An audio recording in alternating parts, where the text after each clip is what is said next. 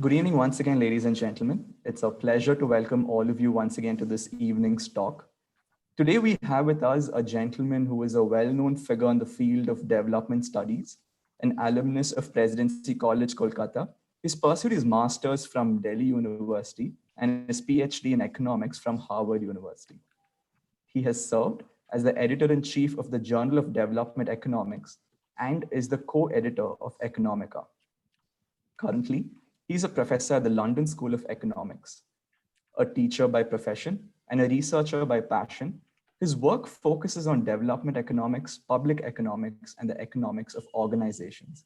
And today, he will be talking about the case for direct and unconditional cash transfers in India's anti-poverty strategy, basis the paper that he has co-authored along with Professor Karthik Muralidharan. Without further ado, please help me in welcoming Professor Maitreesh Ghatak. Welcome, Professor. Thank you, Siddharth. I'm very happy to be here. It's a pleasure to have you, Professor. How are you doing? I'm doing okay. Wonderful. Professor, before we dive into the session, I did have a chance to go through the paper that you have co-authored along with Professor Muralidharan. And the first thing that struck me was I wanted to understand the genesis of this particular research paper. What were the motivating factors that enabled you to write this paper along with Professor Muralidharan?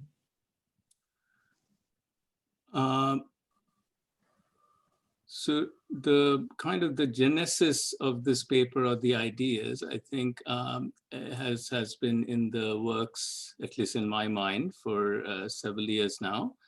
Because as a development economist who works on, as well as reads and comments on a whole set of policies that are aimed at alleviating poverty, over the years, evidence has accumulated in terms of various approaches to this, and I classify them into those that essentially are directly redistributive or transfer policies for the poor, where you lend a direct helping hand one way or the other, which could be in kind, which could be in cash, which could be in some form of conditionality, range of these things. Also a range of things that enable the poor to participate in the market, whether it's labor market, credit market, and a whole set of markets, insurance, market for agricultural produce. And then a whole set of public goods and services, health, education, sanitation, etc. So I think that over the years, as evidence in favor of empowering the poor, enabling decentralizing some of the kind of, government programs where the earlier was a very much top-down kind of model, right? So I think there's been more a general approach to experimentation at the regional level, at the village level, and different countries have been trying out different things. So all these sort of converge in my mind towards sort of separating out what is the need for a social safety net from those that are more aimed at enhancing the capabilities of the poor to sort of help them participate in the production process, through various investments and improving their access. So yeah, I would say that it's a way of distilling in your mind as to that there are separate markets like credit, land, insurance, etc., where the poor face barriers. Then there are collective action, public goods and service problems, including improving governance and administration of certain public programs. And there is direct transfer. And our interest in this unconditional and income transfer program really came from that. Understood. This is a very interesting thought, and more so because I think the idea of universal basic income or cash transfer has been debated over a period of time. But when I did read through the paper, I realized that you are not essentially talking about, say, universal basic income in a very generalized context. Instead, you're talking about something called the inclusive growth dividend. And Each term has been chosen because each term plays an important role in terms of what you're trying to propose. Can you just share your thoughts on what inclusive growth dividend means for the audience members so that we have more context about this, Professor? Sure. So I would say the way to think about this would be that essentially universal basic income, which is an idea that's quite an ancient one, going back to Thomas More and others, and it has sort of, through the different periods, it experiences a resurgence and then ebb in interest, and then it surfaces again. I think the key distinction between what we call the inclusive growth dividend and the universal basic income is the following, that we do not pretend that given India's fiscal situation, something that will be an adequate income support. So when you say basic income, it means it should cover certain basic needs, right? And therefore, all the earlier discussion that happened since the 2016 economic survey and the discussion around it that was floated by the then chief economic advisor, Arvind Subramaniam, and a number of us, Abhijit Banerjee, Pranab Bardhan, myself, a number of people commented on it. The Fiscal and Vijay Joshi. And I would say the fiscal math seemed unpleasant. Essentially, you would need 10 to 11% of GDP to be devoted to this. And all of us have a good idea of what our tax base is, what percentage of GDP our overall expenditures are. So that kind of, I think, was a bit of a blind alley. So therefore, it became a bit of a 0-1 debate, where essentially it was thought that those who are sort of favorable to some aspects of the idea are essentially advocating dismantling everything else and substituting that with UBI. And to me and my friend Karthik, we kind of thought that it's the classic, if one size doesn't fit, that doesn't mean that you should not wear shoes. Right. So therefore, it simply means that form of income transfer is not feasible, and whether it's desirable or not is a separate debate. I think where the way we are pitching it in this paper is as following, that basically it's a relatively small amount, which is fiscally feasible. And that's really our starting point. We, whatever sums we come up with, whatever percentage of GDP turns out to be, we propose a kind of, a round figure of 1% of per capita GDP, which translates it to a certain sort of fiscal resources, which we believe are feasible. But the idea is that it's inclusive because essentially it brings everybody into this net, right? So therefore, that's the inclusive aspect. It's a growth dividend because I think this is our key idea, that rather than cutting existing programs, whatever the debates and merits and demerits of various programs, it is always difficult to sort of fold something and try to substitute that with something else because we are dealing with very vulnerable sections of the population. And this process, at least in the very short run, may lead to incredible disruptions. And we have seen examples of that, whether it is in the context of, sort of demonetization or later in the context of Aadhaar, and so therefore we have to be careful here because we are dealing with extremely vulnerable sections of the population. So our idea was that it's a growth dividend that, of course, at this point in time when we are experiencing contraction, this does seem like a little bit of unrealistic or at the moment, but surely the episode we are going through is not going to last forever. So the idea is that when we are back to some kind of a reasonable growth trajectory, growth would lead to incremental tax revenues, and those incremental tax revenues, if they are earmarked for this kind of limited cash transfer, we can view it as exactly as dividends in the context of companies when they essentially are growing and they earn profits, they distribute certain amount to the stakeholders. So that's our idea of an inclusive growth dividend. That is inclusive because it wants to bring everybody in, including the very poor.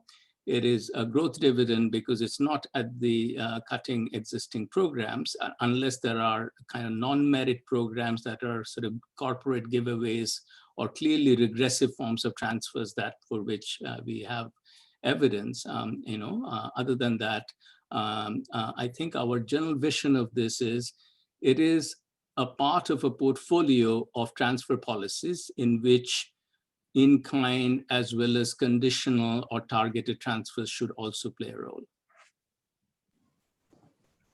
Got it.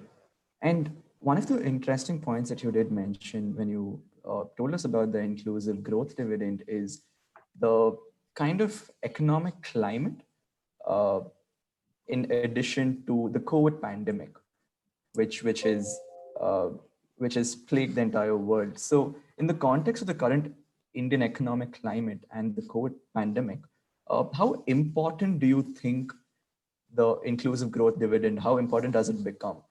Do you think it's feasible right now, or this could prevent?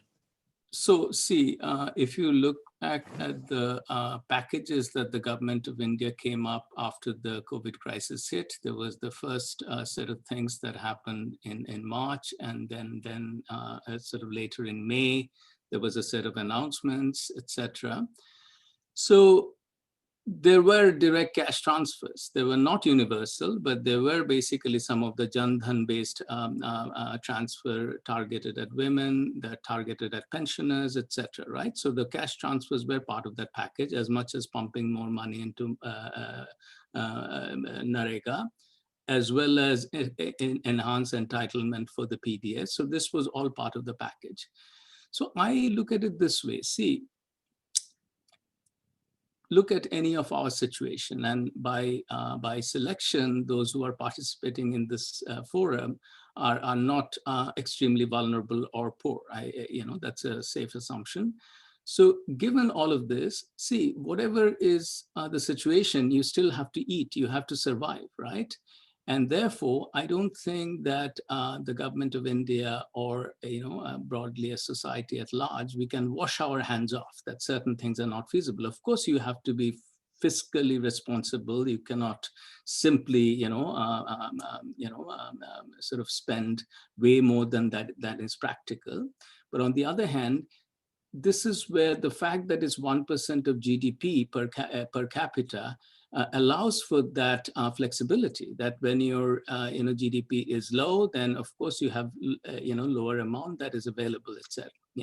But I personally, in fact, one of the sort of interesting discussions I had with a friend of mine, who is very, very, very strong supporter of the PDS,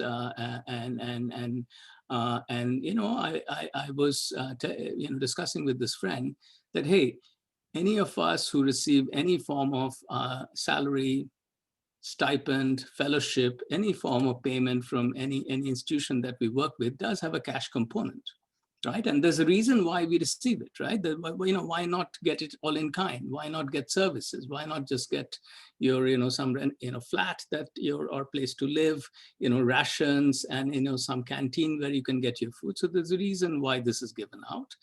But of course, I think, so therefore going back to, I think the main thrust of your question, I don't think there is any particularly bad time for protecting the extremely vulnerable. If anything, I would say, given that the shock is not only negative overall, it is disproportionately harsh on the poorer sections, right? Because they are in the no job guarantee, and because of this, the slowing down of economic activity, their income flows have been severely disrupted, as was visibly demonstrated by the plight of the migrant workers.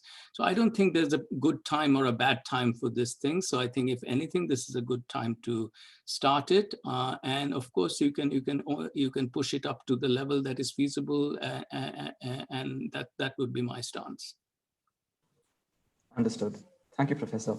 And while assessing the debate between income transfers and direct provision of goods and services in your paper, you argue that, and I quote, analysis of public expenditure in India suggests that a much larger fraction of social sector spending goes to redistribution rather than public goods. And you do illustrate a couple of examples. Is it possible for you to share these examples and how they manifest on ground? Sure. Can I share? Do I have privileges of sharing the screen? I think I do, but let me just check. Sure. So you could try, and Siddharth, in case it doesn't work out, just let me know. I'll quickly set it up. I think it shouldn't be a problem. Yeah.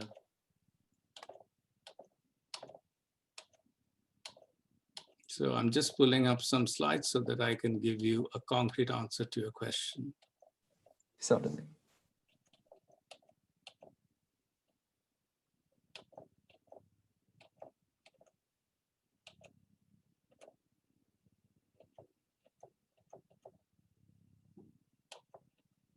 Yeah.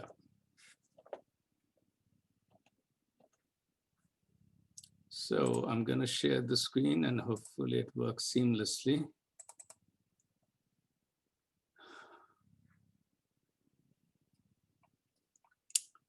Can this be seen? Yes, Professor. Okay, so here's some work I've been involved with recently. This is subsequent to this paper with Karthik that today's discussion is based on. So what we did was we were looking at directly the government budget documents and looking at categories of expenditure, right, which could be broadly defined as those who are either for direct anti-poverty, some aspect of social security, some aspect of mitigating risk, whether it's micro individual risk or macro insurance protection against macro shocks and so on. So this is just Government of India budget figures. This is 2018-19, okay? And Siddharth, here's the answer to your question. So you can see that income redistribution, social insurance, human capacity development, and relief aid for macro shocks, and including the COVID is an example of a macro level shock that has affected the whole economy. So you can largely see that a lot of these things are really income redistribution, right? Redistributive, right? And if you are interested in what these forms of these things are, so these are, I have listed some of these. Again, it's 2018-19 budget, and we have food subsidy, other subsidy, housing, PM Kisan, direct benefit, and the LPG and other category, right? So this is really, and then with social insurance, you have this kind of separation of different categories. So once again, this is straight out of the budget document. And similarly, if you think about human capacity development, this is health and education, 36%, sanitation, child development, etc., right? So that's really, and if you look at the macro shocks and breakdown, relief and rehabilitation, disaster management, etc., right? So this really is your answer to your question, Siddharth. Understood, Professor. So with respect to this particular proposal, what would be the desirable outcomes by the end of it all? And I do presume that there would be many factors that play an important role in the achievement of these outcomes. So can you just talk us through that?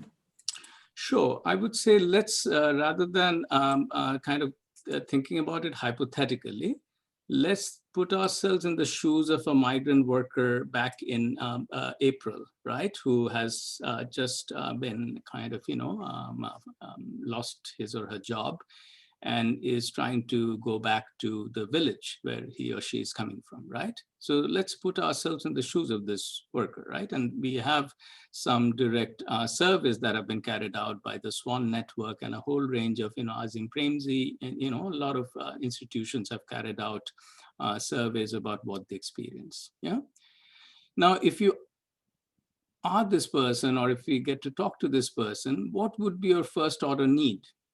You would need some cash, right? You would need some income to be able to fund your trip, to be able to fund your subsistence, right? Literally, as we know that somewhat tragically during this period, the only industry that experienced a spike was biscuits, Parle biscuits. And we know that this is not for any reasons of leisure or luxury. It is when people are very, very, under extreme duress, that this is a form of just carrying some meager sort of subsistence food supplies, right? So I would say that therefore, I think that in some ways, hopefully this paper takes some, maybe a small step in this conversation. A lot of ideology, a lot of really rigid commitment to existing policies have clouded the discussion to the point that where you cannot sort of somehow see the simple thing. I don't think there's any development economist, or for that matter, anybody who's interested in policy or kind of, just an observer who is looking at this, will seriously argue that we don't need infrastructure or that we don't need health and education, right? Similarly, I don't think, we can argue about the forms of it. How are you going to do it? Would it be more states' responsibility? Would it be the center's responsibility? Public-private partnership. We can have all those discussions, but nobody can seriously argue that we should not commit a good chunk of our overall expenditure to these sort of objectives. So I honestly feel that think about most developed countries that still have a welfare state, which kind of would exclude the US to some degree, even though they do have social security and Medicare. So these are the forms in the US. But think about European countries where there is a bit of a welfare state in varying degrees, whether in Scandinavia or in Central Europe, etc., or even to the extent in the UK, where I'm based now. So I would basically say that, look, having access to a certain unconditional income, however small, and the certainty that every month or with some periodicity that I'll have access to this, mitigates people's sort of risk and vulnerability, gives them liquidity, and therefore I think the case for that in the form of a part of a welfare package is pretty strong. So that would be really my kind of answer to your question. I do have comments about how it fits in with other forms of transfer to the extent they are complements or substitutes, say PDS, NAREGA, etc. And I'm happy to come back to those. But since your question was what would having some small amount of income support to individuals on a guaranteed basis. And then, of course, there are individual empowerment arguments. You can think of gender empowerment because it's not targeted to a family, it's targeted to individuals. So for all these reasons, this idea, I think the case for it is strong. Understood. And talking of subsistence, I think one of the arguments that you do propose in the paper is with respect to, let's say that if you're considering 1% of India's GDP, and which translates to roughly say 120 rupees per person per month, that 120 may not be a lot for people like say you, me, or even people in this call, but that means a lot to a person, a migrant laborer who's not even getting that much, right? Now, exactly, and if you look at especially the average family size, and if you work out, multiply this by the average family size, once again, for a very poor family, a certain income of 800 or 900 rupees a month, that is a guarantee. I don't think that's a trivial amount. Now, of course, we understand, and that's why in the paper, what we work out, in fact, one of the very interesting things is, we know that unfortunately the NSS, the 2017-18 report was kind of released and then kind of taken off of the public domain. But there are papers that kind of already report some of the statistics, and in our the latest version of our paper, we quote some of this. So S. Subramanian, in a piece in the Hindu Center, has provided us some numbers by kind of various deciles as to what the average consumption levels are based on the NSS 2017-18. And those numbers are shockingly low. So therefore, if you compute, and that's what we do in this paper, so even though if I told off the top of my head that, hey, 120 rupees, give that to somebody in Delhi or Calcutta or Mumbai, how far will that carry you? So I think that's a fair point, but you have to put it in context in terms of the, rural poor and the whole distribution of this. And I therefore think, and also this is a classic, this is a classic dilemma.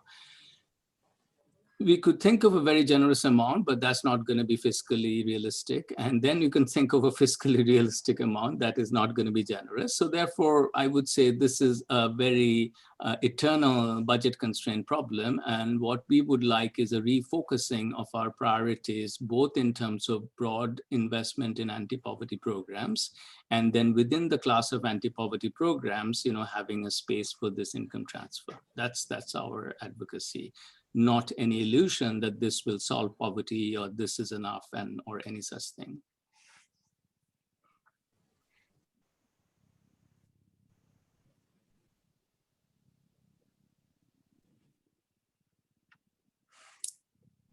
Hi there.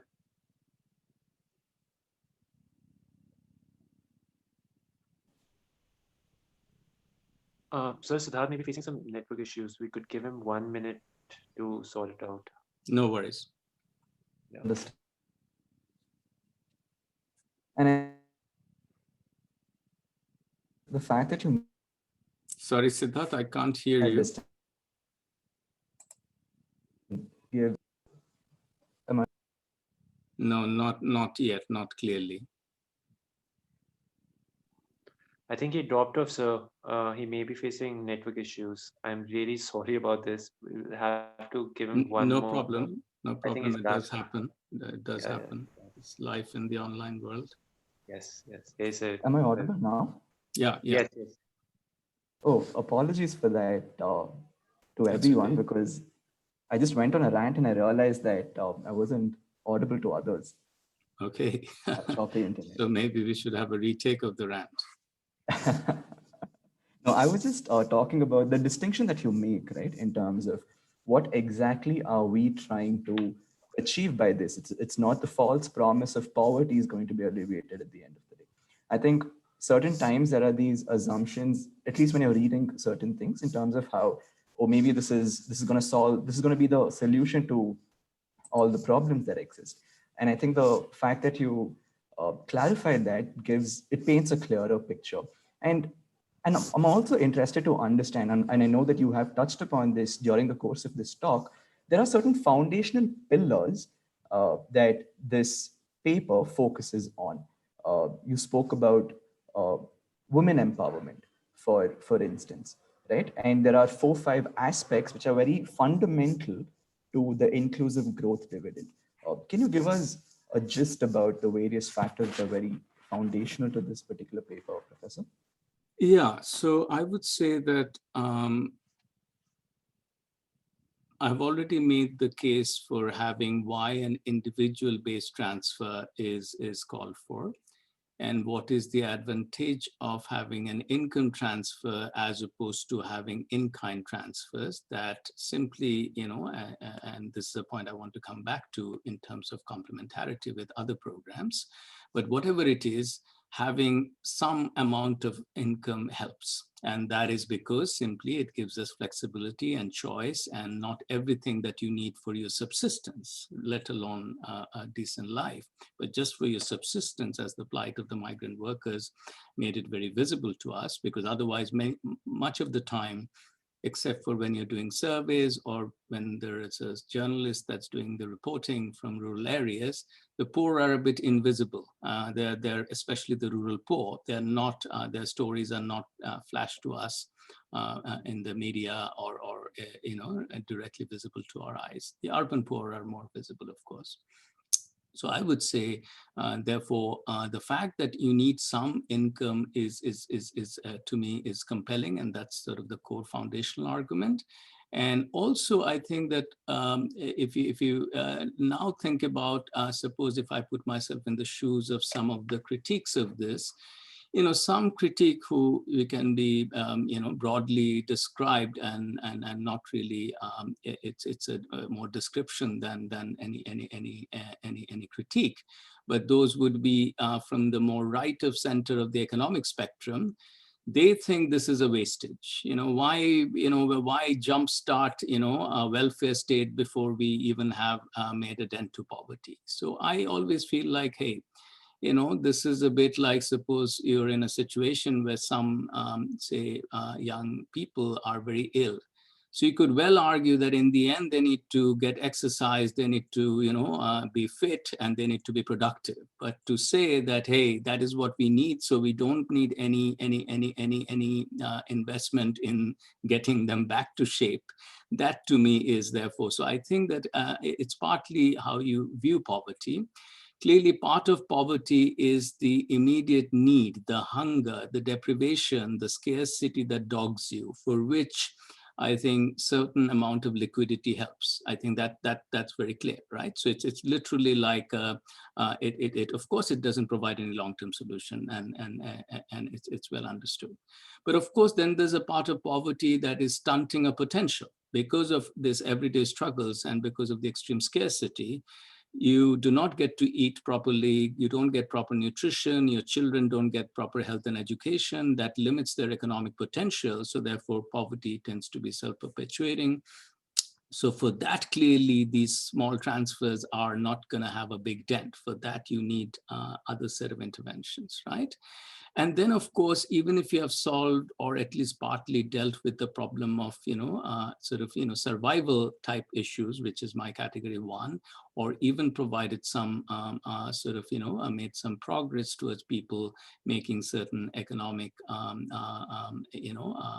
progress, you would still need public goods and services, things that, simply, investing in these programs will not solve. You would still need a good public health system. You would still need good public education and all of that. So anyway, coming back to the foundational arguments in favor of the IGD, I would say that other than this, core idea that whatever is your optimal portfolio of a welfare package for the poor, whether it is in an unusual crisis like we are facing right now, or even when things normalize, the case for having a limited direct income support to individuals, to us, is compelling. So that's sort of one of the core foundational arguments. But the second argument relates to this right of center critique that people say that, hey, it's kind of wasting money, right? Why not just invest all this money to directly generating jobs, having growth, or investing in health and education? I would say that that is based on a kind of misconception, which I think a lot of research in modern development economics has tried to push back against, which is that transfers have no efficiency role. So this is based on, I would say, an old economic belief that there is always an equity efficiency trade-off. Anytime you're doing anything on welfare, you're basically wasting resources, or you're distorting some incentives. So therefore, there is a cost in terms of efficiency. But there's a host of research that shows, including work by Abhijit Banerjee, Esther Duflo, and Michael Kramer, but many others, a whole generation of development economists. I would include myself and Karthik in that group as well, who show that in a lot of contexts, essentially investing in direct transfer programs is also beneficial from the point of view of productivity. So let me give you an example. If you think about people's working capital needs, suppose you're a self-employed person, very, very small, very, very kind of meager working capital needs. But the poor are typically excluded from the formal credit markets, and they also are face very high extortionate rates when they look at informal sources for credit. So once again, having a little bit of liquidity would alleviate that. And to the extent it does, there's compelling evidence that alleviating capital constraints can be, can have high returns. So that's a good example of this. I'll give you, and I could go on, and I would certainly encourage some of you who find this interesting to look at our paper, because we discuss very thoroughly with concrete numbers and references. But let me give you another study, which by my colleague, Garrett Bryan at LSE, along with Mushfiq Mubarak at Yale Business School. They did the study in Bangladesh where basically they gave very small amounts of transfers to the rural poor to facilitate their temporary migration to take up opportunities in smaller towns or cities, right? So that was the program. So they looked at it and evaluated what happened. They find big effects. So, this thing that effectively funded a round trip bus ticket, that's what it was. But apparently that had a big impact on people's take up. They're going to the cities, then they're kind of becoming return migrants and earning higher incomes. You know what the amount was? The amount in dollar terms, about 2010 dollar terms, was $15. So that's the size of the transfer that, and then you could argue that, hey, why wasn't this happening? Is it this small amount and that is having a definite impact?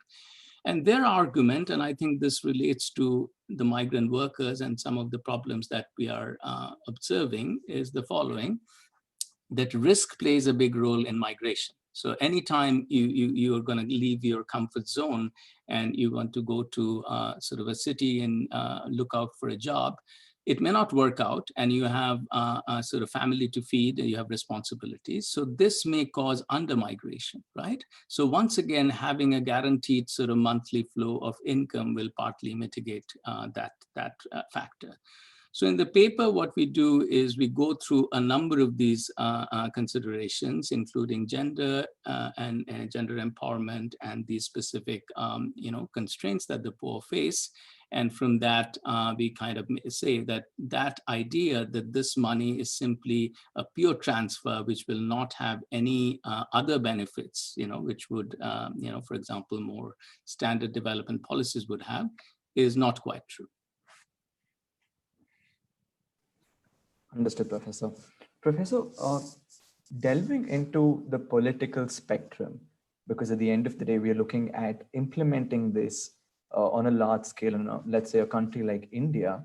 Now, talking about, say, the political atmosphere, there are a couple of questions which are coming in, which I think is very interesting, and I would like to know your thoughts. The first question is along the lines of, in the debate of subsidies versus direct transfers, politically, subsidies are more convenient to get quick mileage among the masses. And Satyam has given the example of fertilizer subsidies. So do you think this is something which do you see political feasibility in terms of getting this implemented? That's number one. And along similar lines, Mayur also asks, do you think that at certain point in time, states might not be fiscally disciplined to give out, say, IGD, because this IGD depends on the fiscal feasibility at the end of the day? What are your thoughts? No, I would say the second, I would say that applies to every program. Whether it was television sets that were promised by Jayalalitha in some election cycles ago, right? So that kind of, sort of profligacy or inability of state to sort of, play populism there and all of that. I think that would true. I mean, I think when one makes a critique of a specific program, one should then, what is it specifically about it that this critique would apply, because otherwise that problem, I think, would apply to every. But the first point, I think, is a good one and a reasonable one. So see, I once again, I ask you the following, that, you don't have to ask me. Suppose we were talking to a migrant worker here.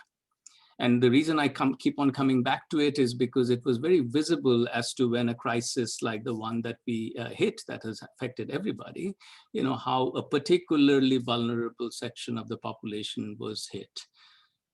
Do you think that they're going to say that, yes, subsidies are good and in-kind is good and we don't need cash? So, that would be the way. So I'm, okay, so then maybe this is a good time for me to mention what I have been suggesting a few times.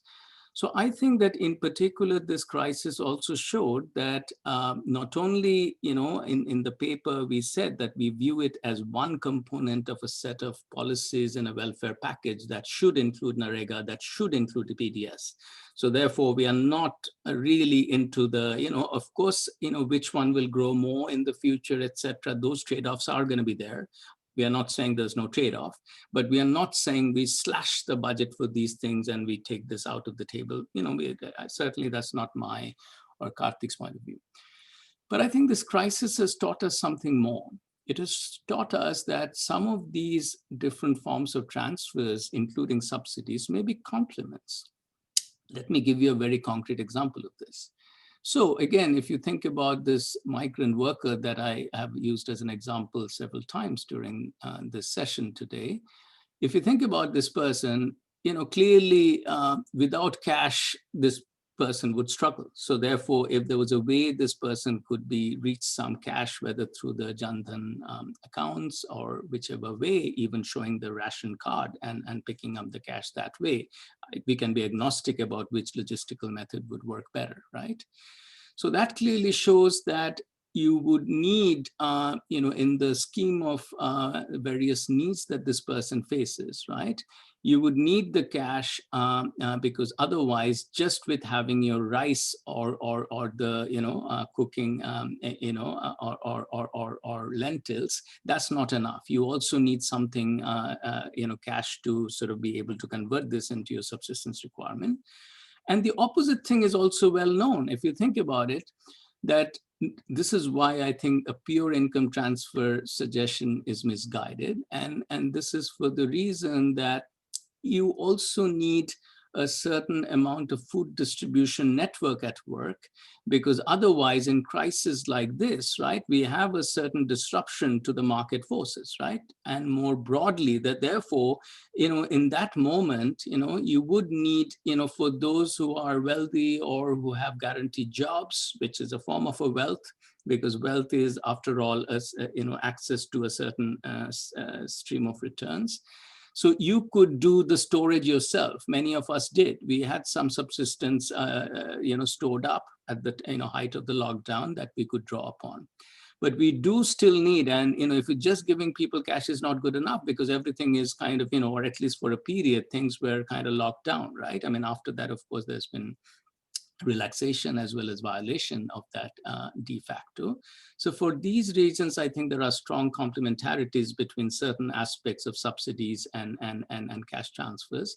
But once again, see, there's again very distinguished literature in development economics that essentially shows why in-kind transfers have certain targeting benefits, they have certain visibility benefits. But once again, just to say that you do need to have your, vegetables or fruits doesn't mean you should not have rice or lentil. So I really view this as different components of a welfare package. And I think the moment we are back to that, why not this and why not that? Implicitly, we could be. I'm not saying, that is necessarily what the question was about. But I always worry that we are back into that zero-sum thing, that either we put all the allocation to PDS or to Narega or to this. And I really think a more balanced approaches would be appropriate. Thank you, Professor, for that comprehensive answer. Ruhani asks, let us say that we are moving into IGD, then what exactly needs to be phased out to make the fiscal space for income transfers? And she quotes your papers and she says that, let us say that we are, without giving salaries to teachers, building schools will be redundant. So isn't public good provision redundant without the expenditure on the redistributive component? What are your thoughts? Sorry, I don't understand the question, because I think the premise of our argument is we are not advocating cuts to any existing welfare programs, right? So we are simply saying that if you look at the PM Kisan allocation, that's already 0.5% of GDP per capita. So we are basically saying, rather than doing it through PM Kisan, just expand it and make it universal, right? So that's our first point. And the second point is, we are, again, I feel like we could sort of certainly, continue this, but I think it's the classic, if you stereotype a policy as this is at the expense of, a human capital investment, then of course we are all opposed to it, but no serious advocate of income transfer policies, as opposed to those who are much more ideologically, they want to undermine or they want to sort of contract the welfare state. And this is a way of kind of and none of us are coming from that point of view.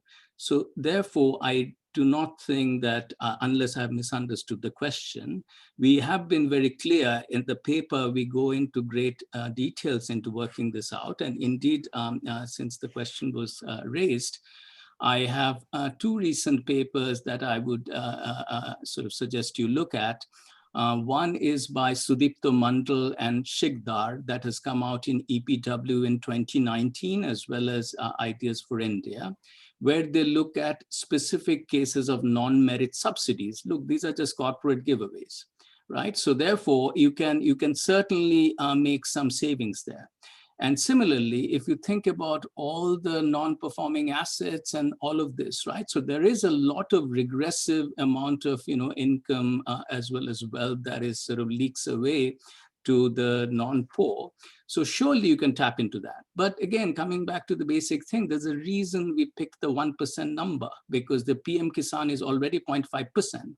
So if you just double that allocation by bringing others into the fold, you get the 1%. And for that, surely the fiscal space exists, barring COVID-related tax revenue issues. On this, I have no bright idea that many other economists and policymakers are grappling with. Understood.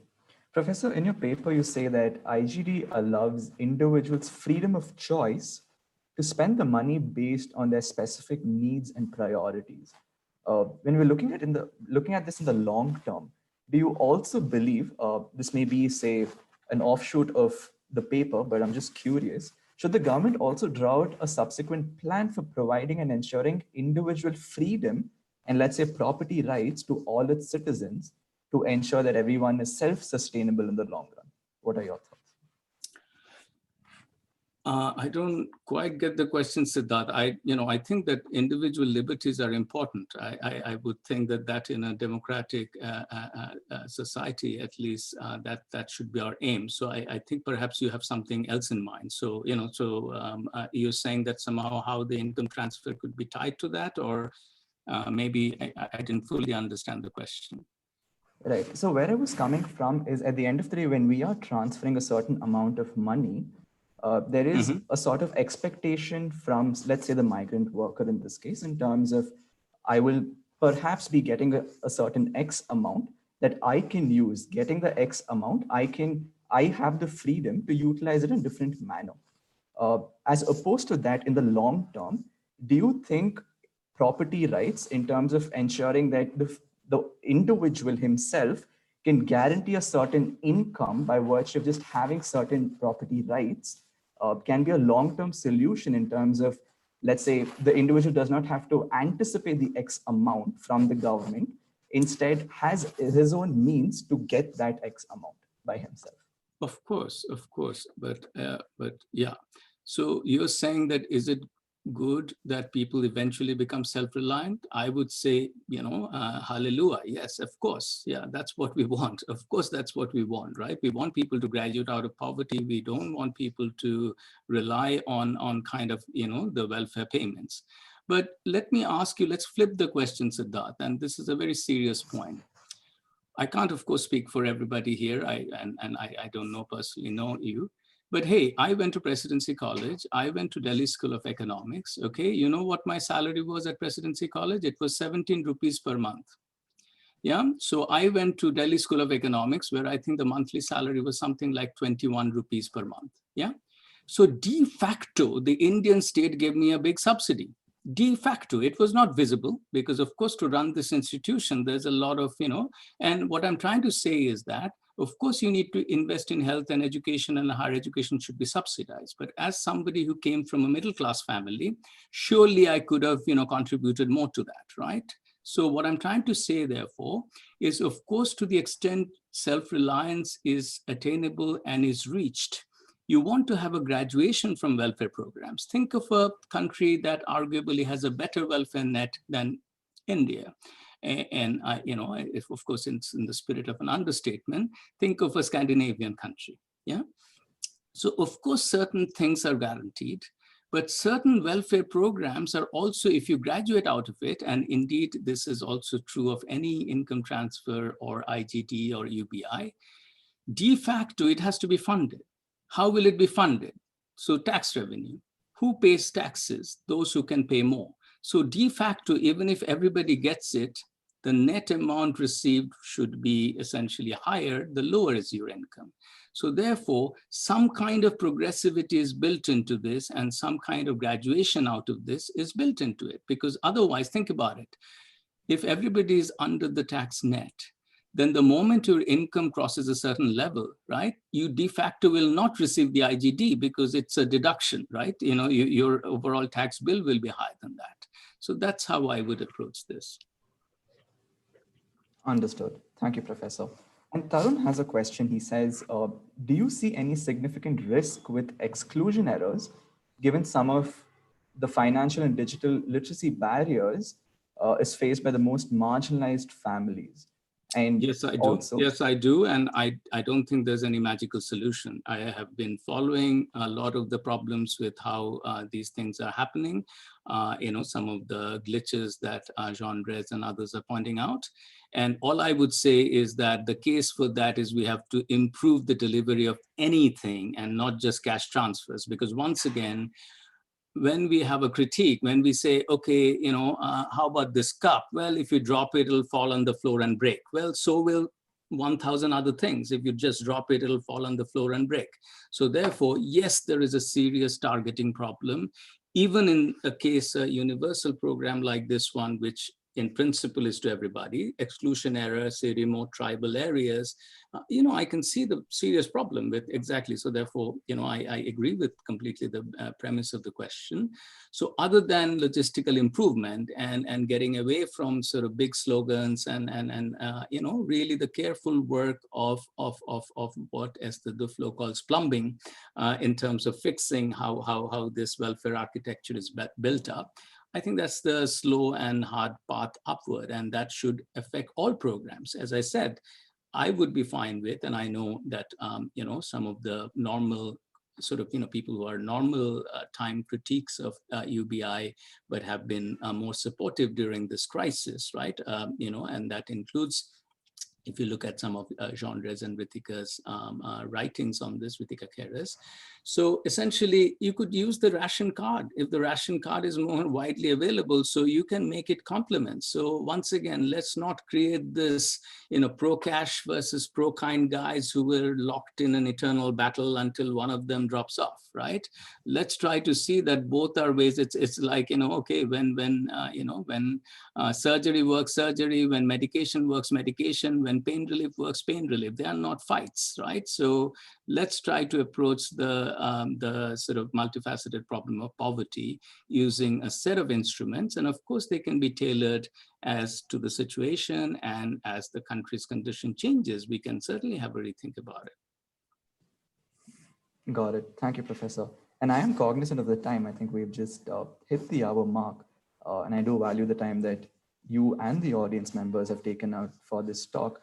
One last question, if you don't mind. No problem. Shall I go ahead? All right. So increasingly, as young people are more driven by, say, impact and social change, what would you suggest someone starting off their career to focus on for the next, say, 3 to 5 years pertaining to, say, development economics? What do you think? What aspects are promising or needs more work? That's a hard question. That's a really hard question if you want me to go beyond platitudes, right? Because it's, if I put myself in your shoes and when I was your age. So see, the way I look at it is, you have a unique opportunity that, which is youth gives you a sort of direct engagement with a certain current reality, which some of us jaded old timers, we are all to some degree products of our own times and upbringings and some ideas. So I think clearly you're watching a world, say this whole digital world, in a way that we are always, some of us who are on the other side of the age cycle are always struggling to catch up. So therefore, I'm always impressed with some of the, positive uses of social media, where some police abuse is sort of recorded on a smartphone and then kind of, is taken notice of. So these are things that earlier, it would only have the print paper, and then came TV, and now you have all of this. So I would just say that, see, in India and in other developing countries, but since we are talking about India, and I assume most of you are at this moment based in India, and some of us, our minds and hearts are anchored in India, wherever we are. I think the way I look at it is that there's problem of acute poverty, but there's also problems of social injustice, whether it's by different social groups, whether it's by, in terms of people's freedom to just, live in and security of life and property and all of this. So I would say there's a range of activities, from activism to policy work to sort of just being observant about what is really going out, around you, but keeping in mind, okay, what are the kind of micro level policies? What are the innovations we could do that would improve things? I think that maybe if I have to say something, other than this somewhat nebulous view of the whole set of social problems, and clearly you have to bring in your conscience, your heart, your head, the knowledge you can get, as well as modern technology. So these are somewhat general statements, even though, being general doesn't mean they're not useful. But I would say more pithily, we need to think about coming up with innovation. So think about this whole concept of innovation that, for example, is the heart of the modern sort of economy, the digital economy, or whatever. Let's think of social and policy innovations that will enhance the lives of the poor and enable us to combat problems of social injustice. And these have to be come out from the ground level. These are things I cannot sit from a distance and say, in this Andhra Pradesh village, this is what did work very well. That has to be done locally. And we can, of course, then try to systematize this knowledge, try to see if this can be extended from this place and can be scaled up and so on. So I would just say that our approach would be, and this is something that I very passionately believe in, like maybe many of you, when I was in college, I was an activist, and I had certain confident knowledge of what's wrong, what's right, and what's a kind of ideal system that would work. As Bob Dylan's song goes, at that time I was so wise. I'm no longer so wise. I'm much more confused now, with all the knowledge and all that, how reality presents itself to you with challenges and puzzles and paradoxes. I would say let's leave aside concrete structures, so long as we agree on the objectives, right? What is our priority? I think leaving aside this, whether it's cash versus kind or centralized versus decentralized, NGO versus, panchayat, you can have a lot of, but I view these more as instruments, right? Or as elements of the architecture. So long as our objective is clear, let's, and I would say, especially for the younger generation, please tell us from the ground, from your experience, from what you're observing as to going around you, tell us what could work, what is really not working, right? Why is something happening? And once there's a bubble of ideas, and it's not like it's not happening. I'm saying it's already happening. I'm actually extremely impressed with the youth in terms of, and that's again a very genuine thing, in terms of a lot of range of activities they're doing. And I, perhaps some of the forms have changed, but I possibly believe that even the commitment may have, only increased since the time I was in college or university. So yeah, keep doing this, keep, throwing up challenges as well as solutions. and not get too wrapped up in the kind of, camp things. Believe me, on certain things, there's right and wrong. And let's not be very, let's not be completely clear as to, that we should be committed to social justice. And it's not just economic justice. It should be liberty and freedom and for everybody, irrespective of caste, creed, gender, and all of that. So we have to be very clear about what is right and what is wrong. But beyond that, let's be little less ideological, less structural in terms of the tools and the mechanisms through which we approach things. That is how I would. I don't know whether this was useful, but at least that certainly would be my state of thinking on this. I think that's a very fair point, and I must confess that when you did quote Bob Dylan, I went back to the quote of Socrates when he says, "The more I know, the more I realize I know nothing." Right? Exactly right. And honestly, that is, I mean, again, as many wise people have said it, and I can only echo it. I think the only form of expertise that I believe in, and maybe, with all this years of, is I kind of know what doesn't work. So but as to what really works, on that, I'm always, puzzled. There are certain things that has been tried out and doesn't work out, and you kind of start to, have some views on this, and that's where experience helps. But in terms of what really works, we are continuously being challenged by new phenomena, including this pandemic. I mean, any of us can we imagine that whatever 8 months ago or 9 months ago, that something like this could really throw our world off balance. So yeah, I would say that should be the approach. And also, at least I can't speak for all of us, but view some of us in this age group as allies in this broad approach to dealing with economic and social justice. And, one can really have a much more fruitful collaboration in terms of, how we do this. Certainly, Professor. And I must tell you that I thoroughly enjoyed reading your paper. I think there were a lot of insightful nuggets which were there. And I would strongly urge the audience members to also go through Professor Ghatak's paper on this particular topic. I'm pretty sure that would be very eye-opening. And Professor, thank you so much for taking the time out and sharing these insights and your thoughts on various questions that were posed. I found it very valuable. And I think I can say this with a certain amount of certainty that the audience members also found this to be very useful. So we thank you for taking the time out, and gratitude for coming over here and sharing your thoughts on this, Professor. Thank you for inviting me, and thanks for a very stimulating session. All the best to you. Thank you, sir. Pleasure. Bye. See you.